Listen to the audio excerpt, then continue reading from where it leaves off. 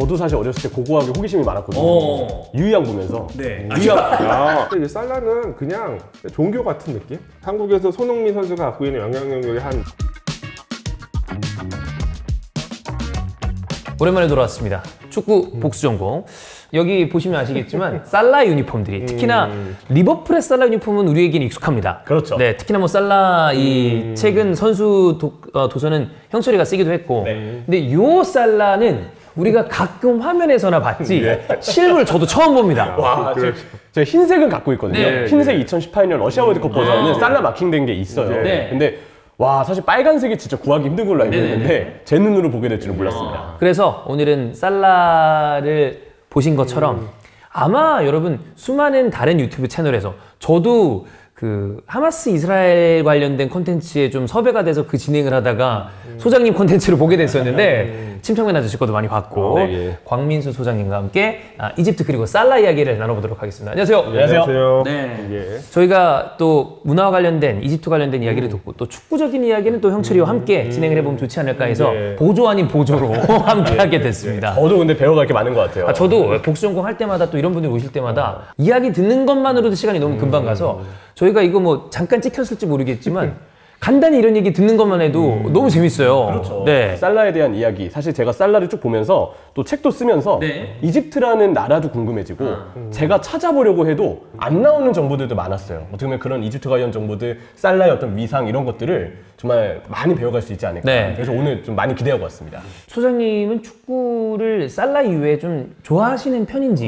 저는 뭐 이제 다들 잘 아신 것처럼 저는 사실은 고고학자입니다. 그죠, 고고학. 그래서 제 원래 전공 분야는 이제 고대 이집트고 사실 뭐 현대 이집트도 그냥 제가 이집트에 대한 애정이 있다 보니까 그래서 현대 이집트에 관심도 있고 또 그러다 보니까 이집트 축구팀에 대해서도 관심이 있고 또 뿐만 아니라 이 축구팀을 넘어서 그 이집트에도 그 이제 프로 리그가 있어요.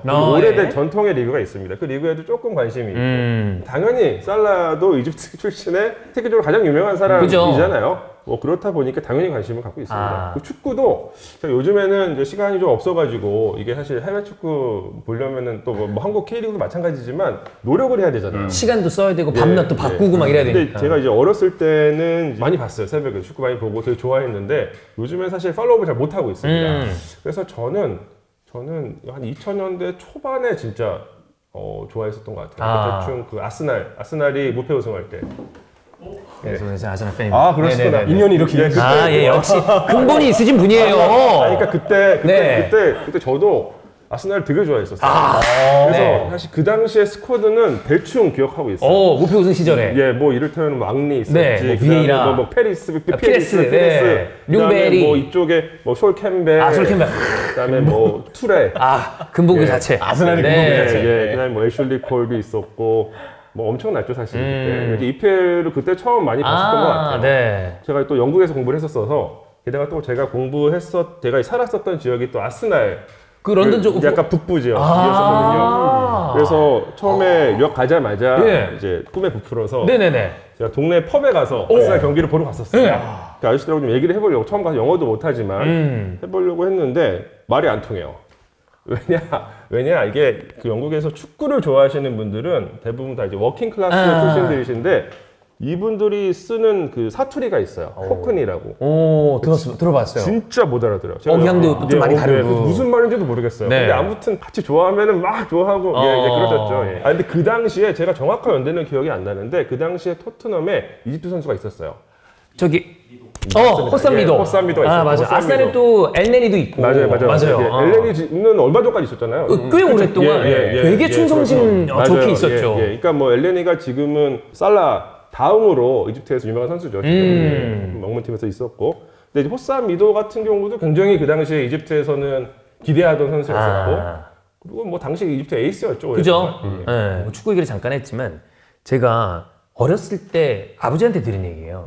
저희 아버지가 진짜 저희 외삼촌도 그렇고 하고 싶었던 공부가 고고학이었어요. 고고학인데 저희 그 친가나 외가나 가정 형편이 여의치가 않아서 둘 다 공대를 갔습니다. 그래서 그 얘기를 이제 술자리에서 하면서 아주 현명한 선택을 하신 것 같아요. 고고학이라고 하는 학문뿐만이 아니라 이게 이제 일반 뭐 순수 인문학 쪽은 대부분 다 비슷합니다. 그런 것 같아요. 그래서 합리적으로 선택을 하면 이제 저도 이제 중산층 출신인데 사실 중산층 출신들은 웬만해서는 안 하는 게 사실은 합리적인 선택이다. 힘든 길이니까. 예, 이게 저도 사실 되게 고생을 되게 많이 했어요. 유학 가서도 이게 경제적으로 너무 어려움을 겪어가지고 그만둬야 되나라고 고민도 되게 많이 했었고 이제 그러다 보니 공부도 잘 못하게 되고 이런 어떤 상황들이 발생을 했었고 직장 잡기도 쉽지 않고 그렇다 하는 것 같던데. 그래서 웬만하면 그런 게 있죠. 아니, 저도 사실 어렸을 때 고고학에 호기심이 많았거든요. 유희양 보면서.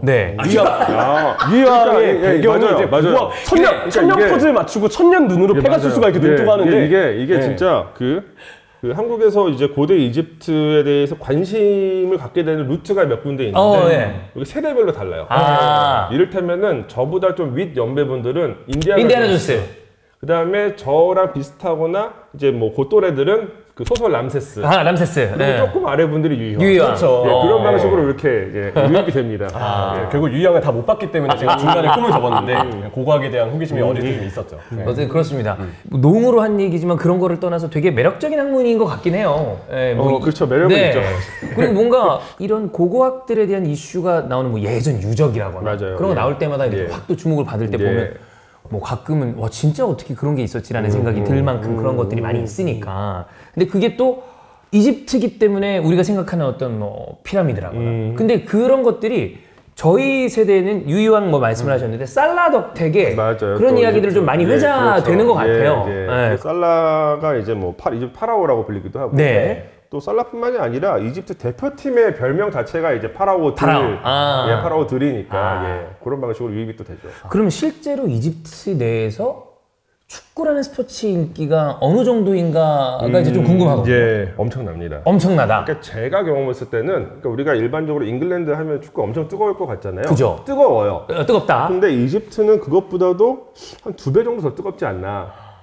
특히 이제 남성들이죠. 거기 이제 이슬람이 주된 인구를 구성하고 있다 보니까 남성들이 중심이 되는데 사실 근데 잉글랜드에서도 여성분들은 축구 싫어하시는 분들이 많아요. 그렇다면서요? 그게 왜 그러냐면 제가 예전에 영국에서 잠깐 어디 홈스테이를 한 적이 있는데 그 집 아주머니가 축구 지긋지긋하다고 맨날 저한테 욕을 하셨어요. 왜냐면은 이 집 아저씨가 남편이 맨날 주말이 되면은 친구들하고 펍에 가서 축구 보고 술 먹고 이렇게 해가지고 오시거든요. 지긋지긋해. 근데 재밌는 건 그때가 이제 유로 2008때였는데 그때 포르투갈이랑 잉글랜드랑 어디 16강인가 8강에 승부차기 해가지고 졌어 잉글랜드가. 유로 2004일 거예요. 2004는 잉글랜드가 맞아 2004. 그때인데 그 아주머니 축구 싫다고 해놓고서 보면서 막 우는 거야. 그래서 피해서 흘러. 어쩌서 또 이게 제가 봤을 거니까 더 그렇고. 축구하시는 게 아니라 남편이 싫은 거야. 남편이 싫은 거야. 근데 이제 이집트 같은 경우는 진짜 엄청나요. 저도 이제 여기 방송 준비하면서 찾아봤어요. 뭔가 객관적인 수치를 좀 말씀드리고 싶어서 이집트 이제 프로리그, 이집트 이제 클럽들 중에서 인기가 제일 많은 팀이 두 팀이 있습니다. 그러니까 뭐 양대 산맥이죠. 알 아흘리랑 자말렉. 그 인스타 공식 계정 팔로워 수를 찾아봤는데 그 알 아흘리가 1160만.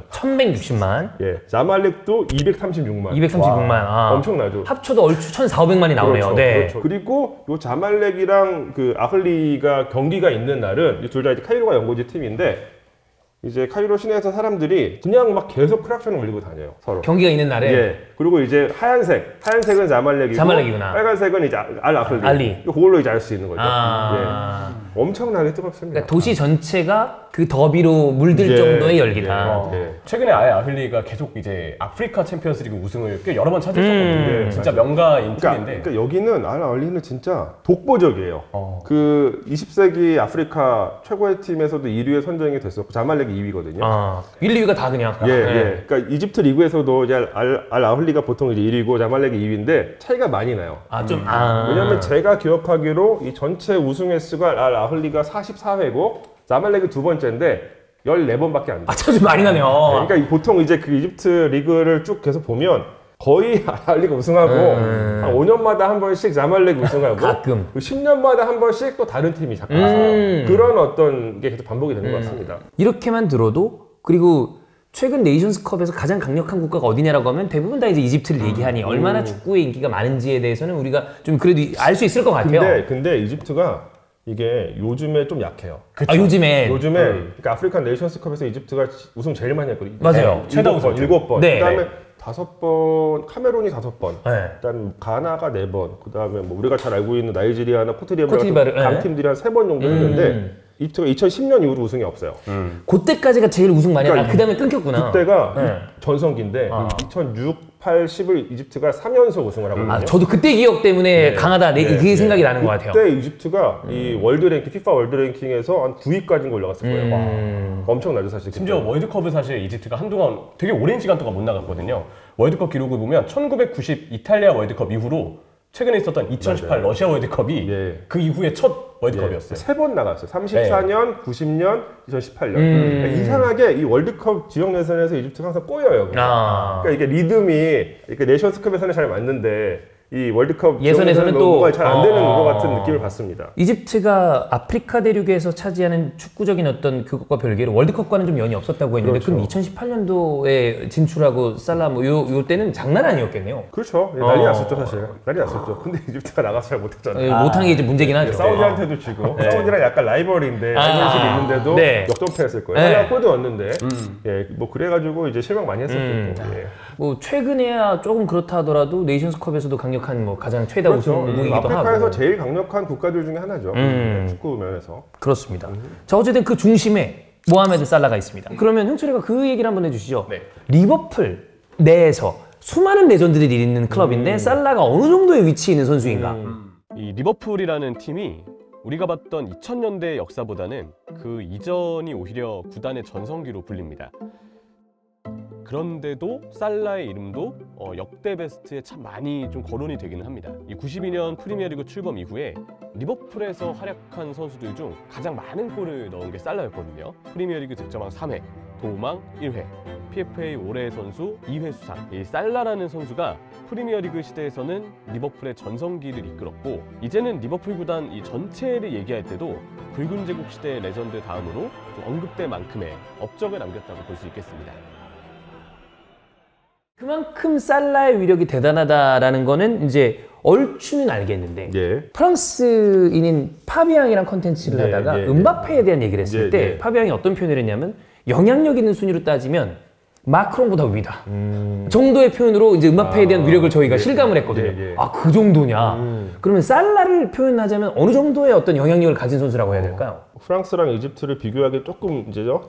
정치적인 상황의 차이가 있는 게 그쵸? 이집트는 권위주의 국가예요. 지금도. 그래서 여전히 지금 대통령, LCC 대통령이 지금 이제 3선을 하고 계시고 아마 2030년까지는 그대로 유지가 될 거예요. 2014년에 이제 처음 대통령이 되셨는데 일종의 뭐 그냥 이제 그 장기 집권 하는 거죠. 그 독재 시스템을 완성을 해서 그렇기 때문에 실질적으로 드러나는 영향력은 대통령이 제일 세죠. 왜냐하면 대통령이 막 95% 이렇게 당선이 돼요. 득표율. 그러니까 뭐 압도적이죠. 그거는 뭐 그렇지만 이런 이집트 정부조차도 살라의 눈치를 봅니다. 그러니까 우리가 알 수 있는 가장 대표적인 사례가 살라 군 면제 시켜줬잖아요. 근데 살라가 아마 그 리버풀로 이적하기 전일 거예요. 네, 이적하기 전이었어요. 첼시가 있을 때였던 걸로. 그때는 이제 유럽에서 막 이제 살라라는 선수가 알려지기 시작할 때쯤에 처음에. 근데 솔직히 그때 그렇게 살라 잘하지 않았거든. 그렇잖아요. 근데도 면제를. 그러니까 이제 가능성을 보고 해준 것 같고 그게 이제 국민들한테 약간 뭔가 이렇게 좀 선전 효과를 주기 위해서 그랬던 것 같아요. 그러니까 원래 이집트도 이 한국처럼 모든 남성들에게 병역의 의무가 부과가 되거든요. 징병제. 물론 이제 상류층들은 빠져나가요. 왜냐면 이게 빠져나가 비슷하군요. 그렇죠. 이게 왜냐면은 이집트도 그 30세, 만 30세가 넘어가면은 병역이 이제 없어져요.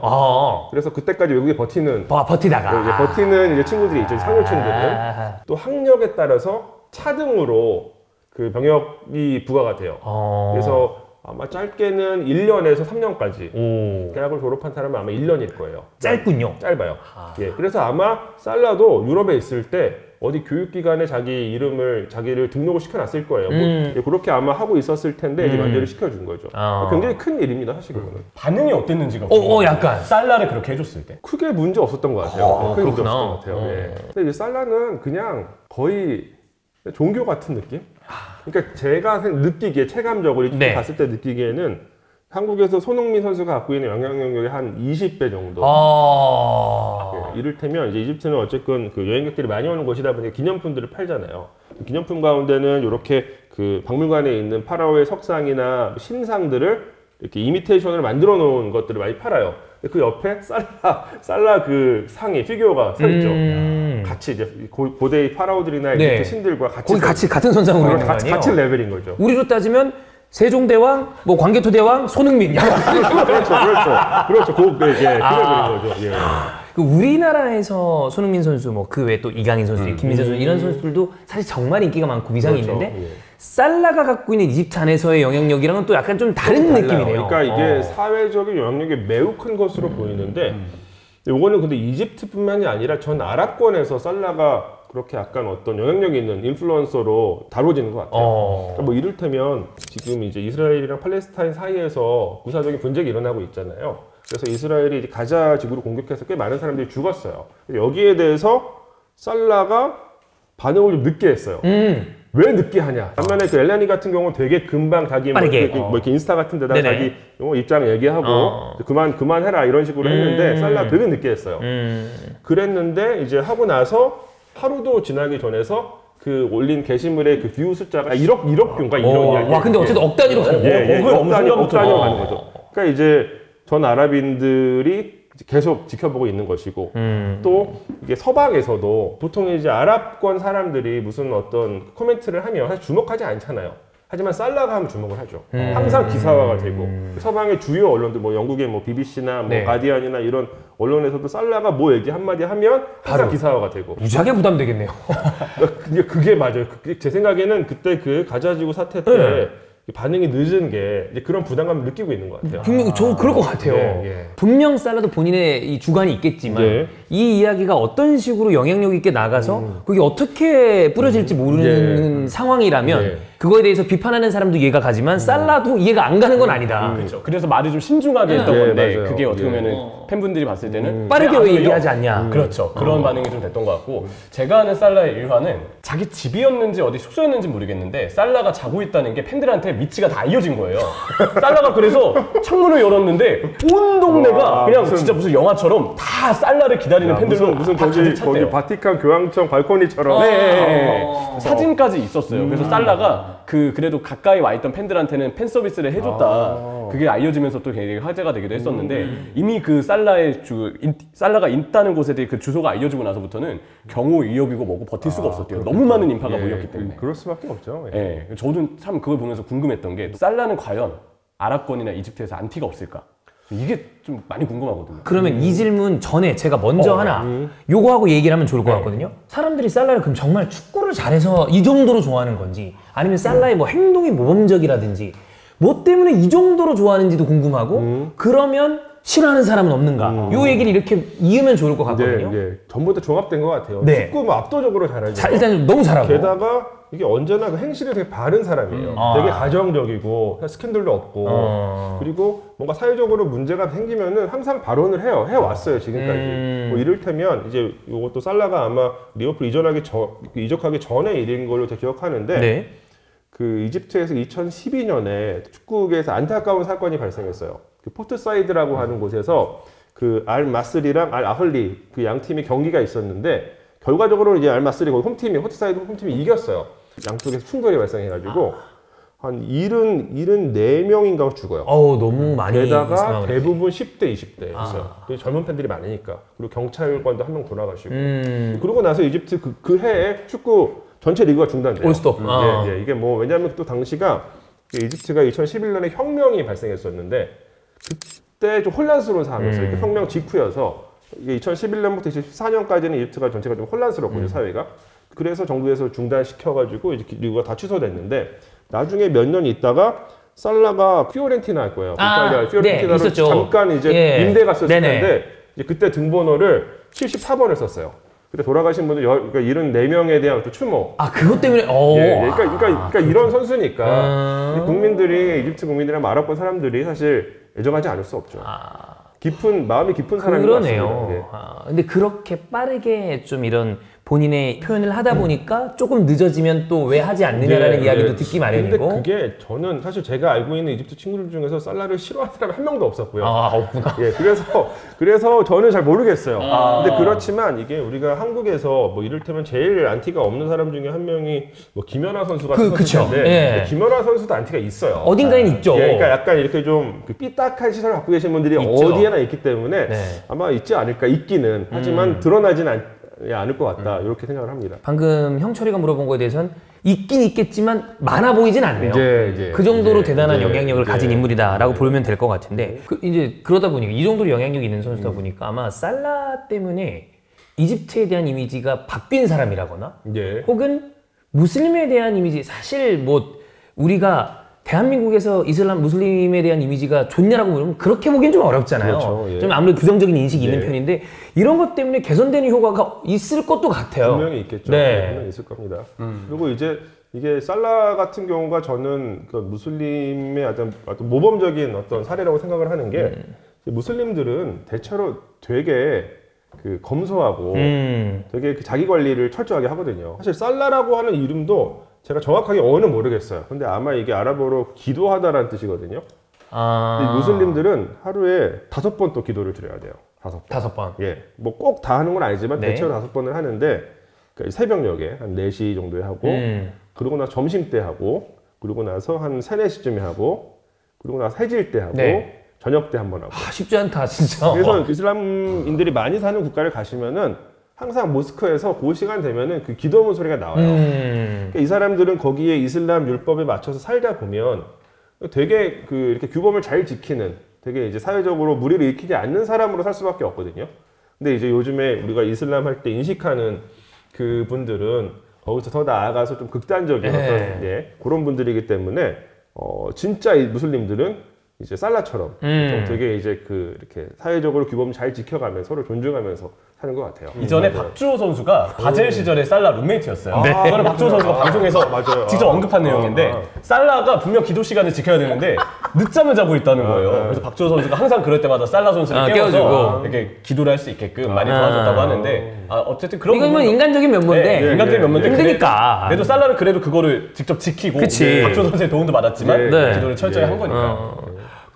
이거 무슨 뜻이에요? 그 세리머니 하는 거 있잖아요, 살라 요가 세리머니 맞아요. 살라가 혹시 뭐 종교와 뭐 관련이 있는 건 없는 것 같아요. 그런 건 없는 건가요? 살라는 이 요가 세리머니가 그냥 뭔가 자기에 대한 의미부여 이렇다라는 어떤 추정식의 기사가 있었어요. 살라의 세리머니는 사실 그때 첼시전에 골 넣고 했던 이 요가 세리머니랑 골 넣은 다음에 항상 이렇게 잔디에 키스를 하는 세리머니를 하죠. 근데 이거를 뭐 다들 그렇게 얘기하더라고요. 종교적인 어떤 의식이다, 아니면 종교적인 어떤 행동이다 이렇게. 실제로 무슬림들이 기도하실 때 그렇게 많이 하세요. 기도하실 때. 그럼 그거를 좀 형상화했을 수가 있겠네요. 근데 그거 아세요? 그 이집트 대표팀이 이 한국 팀하고 꽤 연이 깊어요. 그래요? 여러 가지 에피소드들이 있어요.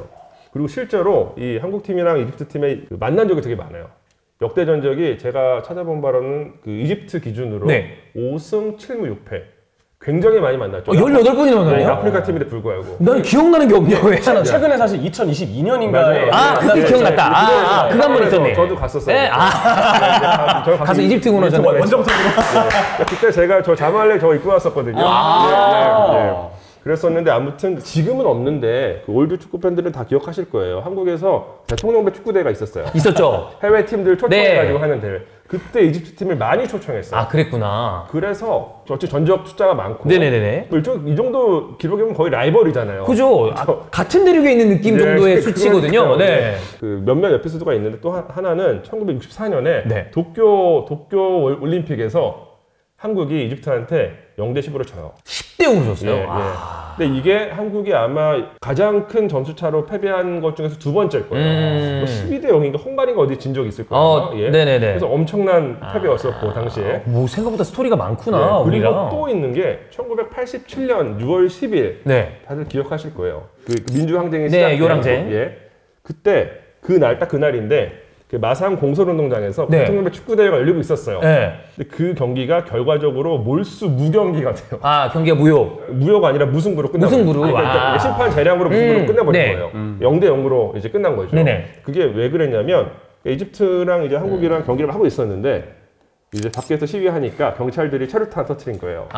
체류탄 연기가 경기장 안으로 들어오고 한국인들은 뭐 익숙하니까 그냥 했는데 시대가 시대니 이집트 선수들이 막 다 쓰러진 거죠. 그래서 어쩔 수 없이 중간에 경기 중단되고 몰수무. 그래서 한국 대표팀이 당한 유일한 몰수무 경기. 그게 이집트와? 예, 이집트와. 1981년에 그 마산에서. 축구적으로는 교류가 꽤 있었어요. 특히 90년대 한 초중반까지는 계속 있었던 것 같습니다. 이집트가 93년인가 그 대통령 축구대회에서 우승도 했었고 한번.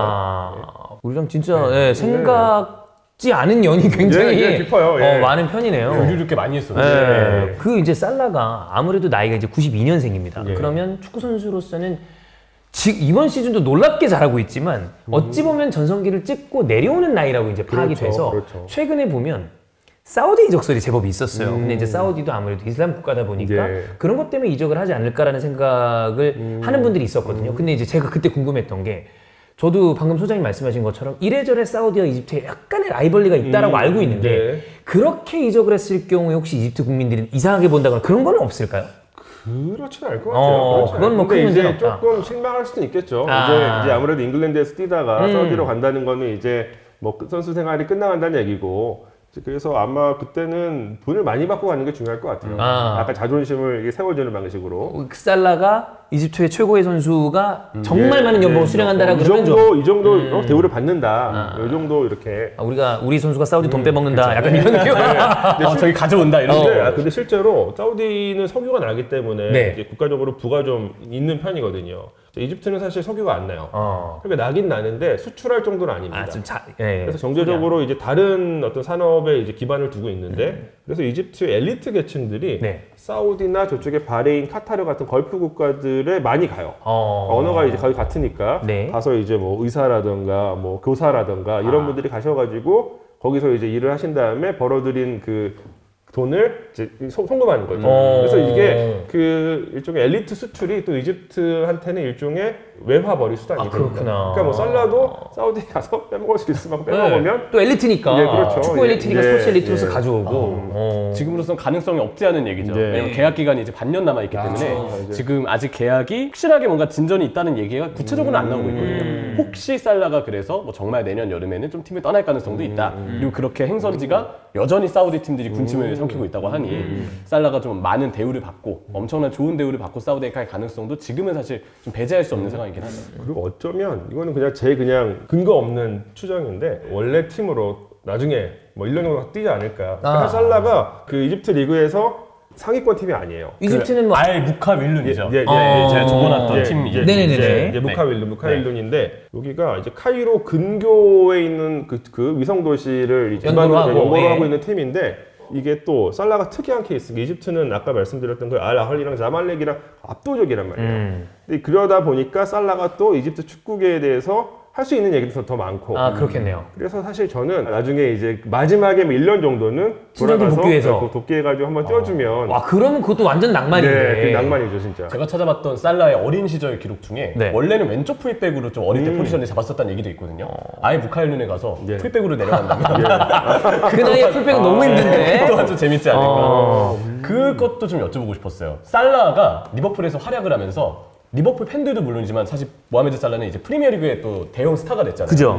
영국 사회 내에서 무슬림에 대한 범죄율이 정말 많이 낮아졌다는 기사가 있었거든요. 그러면서 우리 무슬림인들이 살라에 대한 어떤 존경심, 애정이 더 커졌다 이런 얘기들도 있었는데 이집트 내에서는 리버풀의 인기가 또 그만큼 올라갔는지. 이집트 내에서는 당연히 리버풀 좋아하는 사람이 많아지죠. 엄청 많아지죠. 그럼 한국에서도 토트넘 그쵸. 옛날에 완전 그거였는데 사실 물론 이영표 선수가 단덕에 이제 좀 쌓여 있었지만 그러니까 근데 아무튼 이제 한국에서 성공선수가 거기 인기 많으니까 엄청 올라갔잖아요.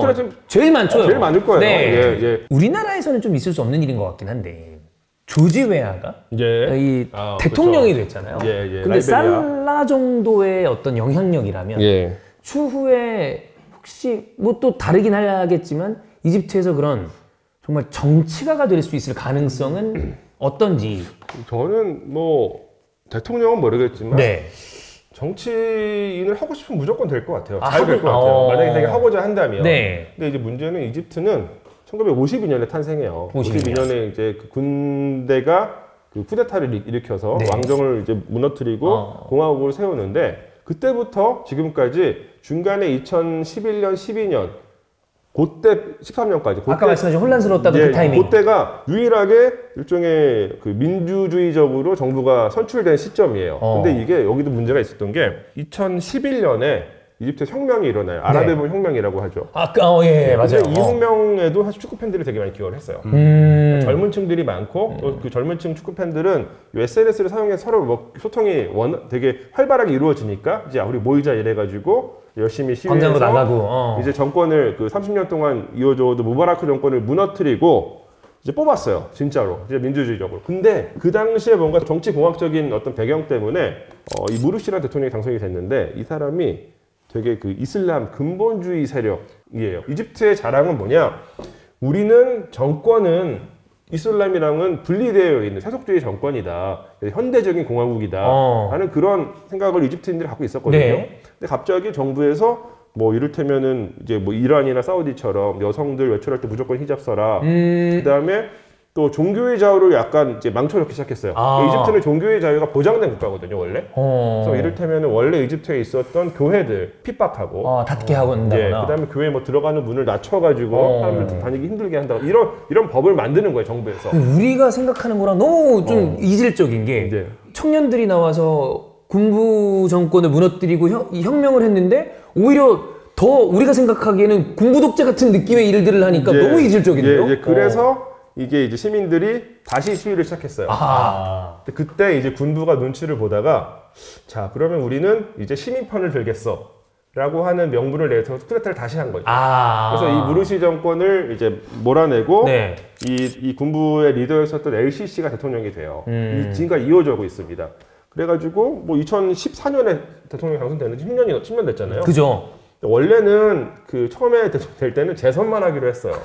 뭐 언제나. 근데 한 번만 더 할게. 그리고 지금 법대로라면 2030년까지 해야 돼요. 할 수 있어요. 아까 말씀하신 30년이 그거 때문에. 30년까지 할 수 있어요. 근데 그러면 이제 분명히 그 이후에도 이 군부 정권의 영향력은 지속이 될 거예요. 이런 상황 속에서 살라가 무조건 인기가 많다 그래서 정치를 한다 그래서 대통령급이 될 가능성은 뭐 이제 아주 크진 않겠지만 근데 이제 워낙 국민적인 지지가 높은 인사다 보니까 이 정권에서 그 은퇴한 살라를 이렇게 좀 뭔가 좀 그 정치적인 뭐 이제 이미지 메이커로 이렇게 활용을 한다면 정치인으로서도 꽤 어느 정도 활약을 할 수 있지 않을까 이렇게 생각이 됩니다. 뭐 사실 방금 말씀하신 정치적으로 봤을 때는 너무나 좋은 캐릭터잖아요. 그렇죠. 근데 물론 그렇게 되면 약간 허수아비 느낌이 날 수도 있겠지만 그럼 그 가능성을 배제할 수는 없다. 근데 약간 성격이 살라가 막 액티브한 성격은 아니잖아요. 사실 그렇죠. 사생활적인 측면에서는 조금 이렇게 조용하고 얌전한 느낌이에요.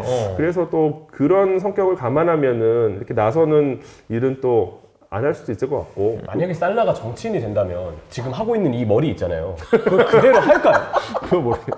요즘에 좀 자르지 않나요? 요즘에 근데 그게 머리를 심어서 이제 그러다 보면 심는 그 시술이라고 하나요? 수술이라고 하나요? 이거 하다 보니까 모발이식 받은 것 같아. 머리를 자른 거다 이런 추정이 많아요. 오피셜하게 나오진 않았죠. 살라가 좀 어느새 보니까 많이 날아갔더라고요. 그래가지고 이제 그래서 혹시 살라가 수염이나 머리를 이렇게 항상 기르고 다니는지 무슨 의미가 있는 건지 이거를 의미는 잘 모르겠는데 이집트의 성인 남성들은 대체로 수염을 많이 기르려고 하는 것 같아요. 근데 이게 지금 소장님 수염이 사실 이게 한국인 수염이 아니거든요. 그렇죠. 이거는 유러피안이나 우리 수염이 아니에요. 일단 여기 인중에 수염이 난다? 그러면 이게 우리 수염이 아닙니다. 보통 한국인은 이방 수염이 난단 말이야. 이게 남자들이 다들 한번 생각하는 거 두 가지가 장발 한번 해보고 싶다. 맞아요. 수염 한번 길러보고 싶다를 한 번쯤은 생각합니다. 안 나서 못하는 거지. 멋이 안 나서. 근데 저도 만약에 소장님처럼 수염 나죠? 그럼 저도 할 거예요. 근데 중동 국가들 이 인종들은 길죠. 이렇게 멋있게 나니까 엄청 많이 나고 여기 다 덥잖아 이만큼. 다 아시잖아요. 그러면 이제 그 멋으로 하는 거 아닌가 좀. 종교적인 이유나 아니면 뭐 이게 이게 이유는 아닌 것 같아요. 머리가 약간 사자 갈기 같아서 나는 너희들의 왕이야. 전 이런 느낌인 줄 알았거든요, 사실. 근데 그게 아니었구나. 그런 쪽은 아니다. 아니다. 하나 더 궁금했던 게 이제 곧 사실 12월 25일 크리스마스가 오는데 살라가 사실 크리스마스 때마다 SNS에 무슬림인데도 불구하고 크리스마스를 항상 가족들과 보내면서 메리 크리스마스 해시태그를 올리는 그래요? 크리스마스에 대한 좀 긍정적인 글들, 축하하는 글들을 좀 해마다 올렸던 걸로 알고 있어요. 이건 좀 어떻게 바라봐야 되나요? 살라가 열려있는 건지 지금 소장님이 말씀하셨던 원래 이집트의 분위기라면 크리스마스도 문제없어의 느낌이긴 한데 그게 문제가 없어요. 왜냐면 이집트에서는. 그러니까 왜냐면 그 무슬림들은 크리스마스를 기리진 않죠. 예, 그렇지만 이집트 인구의 이제 대략 한 15에서 20% 정도는 이 기독교인들이에요. 이집트가 인구가 지금 1억이 넘으니까 네. 기독교인들이 숫자가 거의 2천만 명 된다는 얘기예요. 꽤 많은 건데 그러면. 그러니까 이 사람들은 크리스마스를 당연히 세죠. 그렇죠. 그래서 이집트에서는 크리스마스 분위기를 쉽게 볼 수 있어요. 그냥 어디 거리만 나가도 쉽게 볼 수 있고, 또 이집트는 서구적 문화가 이집트 들어온 지 되게 오래됐어요. 뭐 제가 이제 어렸을 때도 이집트에 살았었는데 네네. 그때 80년대 중반에도 피자헛이라든가 KFC, 맥도날드, 버거킹 다 있었어요. 그거는 전형적인 서방 자본주의 맞아요. 국가의 집합체인데 그것도 문제없이 들어와 있다. 문제없이 들어왔죠. 그러다 보니까 뭐 그냥 그 당시에도 크리스마스 분위기 어디 쇼핑몰 같은 데 가면 느낄 수 있었어요. 서양 사람들과 관련이 있으니까. 그래서 이집트에서는 특히 무슬림들하고 이 크리스마스가 잘 이렇게 조화를 이루고 있어요. 뭐 이렇게 소장님 얘기를 뭐 오늘 이렇게 들은 것만 생각하면 그 아까 말씀하신 원리주의적인 이슬람 국가들에서는 어떻게 볼지 모르겠지만 평화적인 그리고 우리가 생각하는 이상적인 무슬림 국가가 좀 이집트의 형태가 아닌가라는 생각이 좀 들긴 하네요. 그렇죠. 그건 중도적인 느낌도 나고. 저는 그렇게 생각해요. 저는 또 아닌 분들도 있겠지만 왜냐하면 비교적 가장 조화롭게 있는 것 같거든요. 맞아요. 지금 대통령도 이제 독재자고 네. 뭐 이분도 무슬림이에요. 그렇지만 이분이 대통령 선거 끝나고 나서 가장 먼저 하는 것 중에 하나가 이집트 기독교를 콥트 기독교라고 하는데 콥트 기독교에도 교황이 있어요. 교황을 예방합니다. 그래서 이제 뭐 사진 찍고 그러니까 언제나 신경을 써요. 군부 정권이 오히려 이 종교의 자유를 지키려고 노력해요. 그래서 이집트 그 기독교인들이 이제 모여 사는 이런 마을 같은 동네 같은 데 가면 사실 경비가 되게 삼엄하거든요. 경찰들 병력이 쫙 지키고 있어요. 그러니까 이게 뭐 항상 테러가 일어나는 건 아니지만 혹시나에 또 언제나 그 과격분자들이 있기 마련이니까 그렇게 이제 합니다. 그 형철이가 그래서 소장님한테 그거 여쭤보고 싶다고. 그럼 혹시 나중에 살라가 이제 오래 건강하게 잘 살다가 무병장수하고 그래도 세상을 떠나는 때가 뭐 살라가 아무리 그 이집트에서 대단하다 하더라도 영생을 살진 않을 테니까. 그렇죠. 근데 세상을 떠날 때가 되면 피라미드에 묻히냐고. 진짜 궁금합니다. 혹시 살라가 나중에 피라미드에 묻힐 가능성은 없는지. 이게 왜 그러냐면은 우리 K리그1의 대구 FC의 세징야는 지금 대구 팬분들의 말씀에 따르면 은퇴 즉시 동상 안에 들어가는 게 확정이 됐거든요. 지금 살라도 사실 리버풀 팬들은 그런 이야기 많이 하죠. 어딘가 살라를 뭔가 보관하거나 해야 되는 거 아니냐. 살라가 이제 그 세상을 떠날 때 제가 세상에 있을지 모르겠네요. 저보다 연하여서. 근데 이게 피라미드는 사실 지금은 사용되지 않아요. 그죠. 고대 이집트, 그것도 고대 이집트 속에서도 고왕국 시대, 대략 한 기원전 2700년부터 한 기원전 2100년까지 4700년, 4100년 전에 사용되던 무덤이고 그 이후의 파라오들도 피라미드는 안 써요. 뭐 이를테면은 아마 이름을 들어보셨을 람세스나 투탕카멘 같은 파라오들 이런 피라미드에 묻히지 않아요. 이 사람들도 피라미드에 안 있었어요? 그러니까 무덤이 형식이 바뀌어요. 그래서 이제 그냥 이제 암굴묘라고 하는데 이렇게 땅을 파서 들어가서 방을 만들고 복도를 만들고 방을 만들고 이런 형태의 무덤에 묻혀요. 이 사람들. 진짜 너무 무식했다. 람세스 투탕카멘은 들어봤기 때문에 그럼 이 사람들도 피라미드에 있겠구나라고 생각했거든요. 너무 무식했네. 그리고 이제 고대 이집트 문명은 이제 한 기원전이 끝나면서 끝나요. 그 이후는 다른 문화가 펼쳐지죠. 고대 그리스, 고대 로마, 비잔틴, 기독교, 그러다가 7세기에 이제 이슬람이 이집트에 들어오게 돼요. 7세기 중반에. 그러고서 이집트가 이제 이슬람화가 되는데, 이슬람교도들은 그 매장을 이렇게 죽고 나서 장례를 되게 간소하게 치러요. 그냥 땅에 묻혀요. 그냥 땅에. 그냥 매장이구나. 그냥 매장합니다. 그러니까 아마도 살라도 독실한 무슬림이시니까 이제 돌아가시고 나서 그냥 아주 간소하게 장례가 치러지지 않을까. 물론 이제 이집트 너무 아쉬워하는데 피라미드에 막 들어간다고 저는 사실 모든 이집트 왕들이 다 피라미드에 있을 줄 알아요. 살라도 그런 대우를 받아야 된다고 주장하고 싶었어요. 그래서 시대가 이제 바뀌었으니까 살라가 이제 나중에 뭔가 피라미드에 묻힐 때쯤이면 뭐 자동문도 있을 거고 피라미드에 에어컨도 나오고 뭐 보일러 이런 거 다 돼 있니? 그런 거 생각을 했는데 근데 이게 나중에 이제 살라 이제 무덤 말고 뭐야 살라 기념비나 이런 거에 그거는 생기겠죠. 이제 차용될 수 있어. 그 형태가 사용돼서 그럴 수는 있겠다. 뭐 살라 기념비 이래가지고 뭐 피라미드 형태로 만들어지고 뭐 뭐 이렇게 그 기록 싹 쓰여져 있고 커리어도 쭉 써놓고 그런 거 직접 만드시면 되지 않을까요? 그러니까요. 제 책도 직접 썼는데 나중에 형제 김포에 김포 살거든요. 아니 이집트 가서 하셔야죠. 이집트 아니면 안필드에서 해야 돼요. 사실 왜냐면 둘 다 하면 되겠네요. 둘 다. 세 개 다 해. 세 개 다 한국과 이집트와 안필드에 다 하시면 자동문 있는 피라미드로 그렇습니다. 이집트가 아프리카 대륙에서 축구를 잘하는 거랑 별개로 전 세계 무대를 하기에는 좀 그렇고, 근데 어쨌든 축구의 중심 유럽이니까 유럽에서 활약했던 이집트 선수는 있지만 이 정도의 활약을 했던 선수는 없다 보니까 사실 엘레니는 아스날 그렇긴 합니다. 근데 제가 엘레니한테 참 고마운 건 참 세 번째 네 번째 선수 됐는데도 어떻게 그렇게 충성심이 좋은지 저 선수를 제가 좀 잘 좀 하지 그러다가 나중에 가니까 야 저만한 선수가 없다. 주전급이 아니면 보통 나가는데 그래도 10년 정도 있지 않았어요? 되게 오래 있었어요. 그래서 그런 거에 대해서는 저도 굉장히 그 이집트에 대한 감정이 좋은데 사실 살라 아니었으면 저희가 축구로 소장님을 만나뵐 일은 이제 잘 없기 때문에 그렇죠. 살라는 요즘에는 좀 잘 못 좋아하지만 좋아했었으니까 축구 얘기 같은 거 해보고 싶었는데 살라 덕분에 이집트랑 연결고리가 되니까 너무 즐겁습니다. 그렇습니다. 뭐 사실 살라의 이야기를 또 할 수 있을 기회가 언제 있을지 그리고 또 이런 슈퍼스타가 이집트에서 언제 나올지는 모르겠지만 오늘은 너무 재밌는 시간이었고 추후에도 축구와 이집트가 연결될 수 있는 고리가 있다면 혹은 고대 축구가 사실은 이집트에서 시작됐다라거나 그럼 뭔가에 나온다면 확인되고 있지는 않아요. 아직까지는 없군요. 근데 소장님이 모르는 거면 이제 없지 않을까 싶긴 한데 그때 또 한 번 또 소장님 모시고 이야기 나눌 수 있으면 좋겠습니다. 오늘 좋은 얘기 너무 감사합니다. 고맙습니다. 고맙습니다. 고맙습니다.